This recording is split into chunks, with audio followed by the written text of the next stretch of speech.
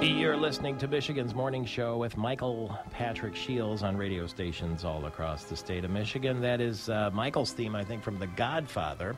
And the man who was the CEO of Godfather's Pizza, presidential candidate, entrepreneur, and much, much more, businessman Herman Cain, is in our state, along with Congressman Pete Hoekstra, who is running for the GOP nomination for U.S. Senate. He wants to run against sitting Senator Debbie Stabenow. Pete Hoekstra, you know him well, almost 20 years in Congress, and he's back with us in the air. Good morning, sir. Hey, good morning. Good to be with you. Now, I know that you've got Herman Cain with you, and I'm looking at some of your stops here in Michigan. It's very ambitious. You're going to be in Grand Rapids. You're going to be in Kalamazoo. You're going to be in Ypsilanti. You're going to be in Troy, Michigan. Those are just some of the stops. You're not making Herman Cain ride a bike with you to all those stops, are you? It's called a bus. Okay, good, because you got to be careful, Mr. Cain, because Pete Hoekstra likes to ride a bicycle anywhere he can, and I'm not sure if he signed you up for that when you agreed to come here. I didn't sign up for the bicycle, just the bus. Okay. Mr. Cain, I want you to know I'm wearing a gold tie in your honor this morning on television here. And I always wondered, was it the same gold tie or variations of gold ties? No, I have 9 gold ties. 9? So you know exactly which one. And how do you decide which one given from the 9? They're not that much different, are they? They are different. Some of them have patterns. Some of them are solid. Some of them are a little lighter gold. Some of them are more rust gold. And it depends upon how I feel that morning. So if I feel really, really, really in a perky mood, I'll get the brightest gold one that I can. So if I feel a little bit more subdued, I'll get the more tarnished gold. So, no, I've got about 9 gold ties that I pick from. But funny you mentioned the number 9 when you say that you have 9 gold ties, because just the other day I was speaking to Ronna Romney, who used to be Mitt Romney's sister-in-law, and I asked her for a little bit of insight into the Romney family lifestyle, and listen to what she told me. I talked to Ann last night, and she says when they got home from one thing and their 3-year-old granddaughter was running around their house going, 9999. How about that? I mean, even the Romney kids are saying 999. I love it. Look, even my 2-year-old grandson was yelling 999, and nobody tried to teach it to him. It's just that he picked up on it because it's really been all over it became very popular with folks. So that's quite a compliment, even for their grandkids to be talking 999, because it connects with the people, Michael. It's pure and simple. Yeah. Do you watch the debates now that you're out of the race? Sometimes I do. Sometimes I don't. Yeah. I usually get a critique and review by one of my staff members if I have another commitment. For example, last night I was on a Sean Hannity show, so live, so I wasn't able to watch all of it, but I watched a portion of it, and then I got my review written up by one of my staff members. Well, I can tell you what, when watching the debates, we certainly miss your presence. You made them a lot more fun. Well, thank you. I've gotten that from others, and I appreciate that, because I happen to think, as you know, we need to lighten up on some of the things in this country. Just because we have to be serious about things, that does not mean that we have to be a nation that's in a funk. And I think and because we got enough things to be in a funk about, so why not also try to look on the lighter side sometimes? Boy, that is really some really nice talk there, to be sure.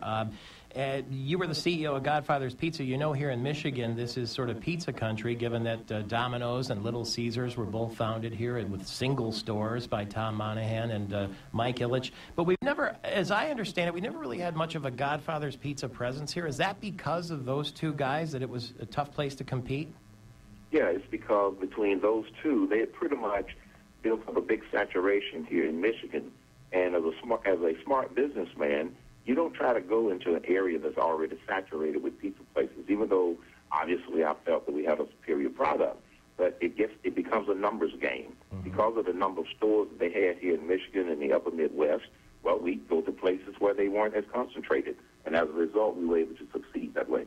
Well, I would presume then that Mitt Romney has sort of been lowering expectations, in that if he doesn't win what was once his home state, that's a serious blow. At the same time, they're saying, well, we don't need Michigan. But the truth of the matter is, this is Romney country, and if he loses here, it's twice as embarrassing. Same goes for Newt Gingrich if he happens to lose in Georgia. True?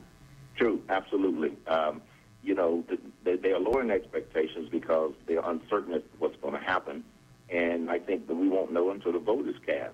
I spent last Saturday with Newt Gingrich, and he made the same observation. He said, we've got to win Georgia.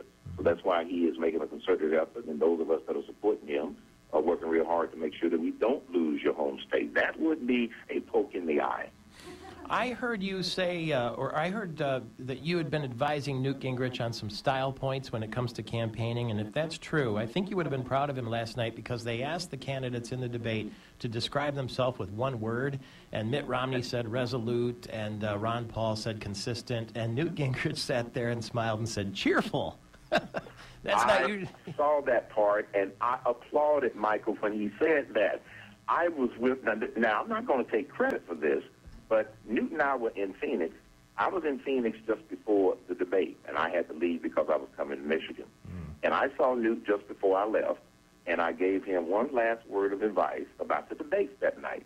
I said, Newt, I said, trust your instincts and don't forget to smile.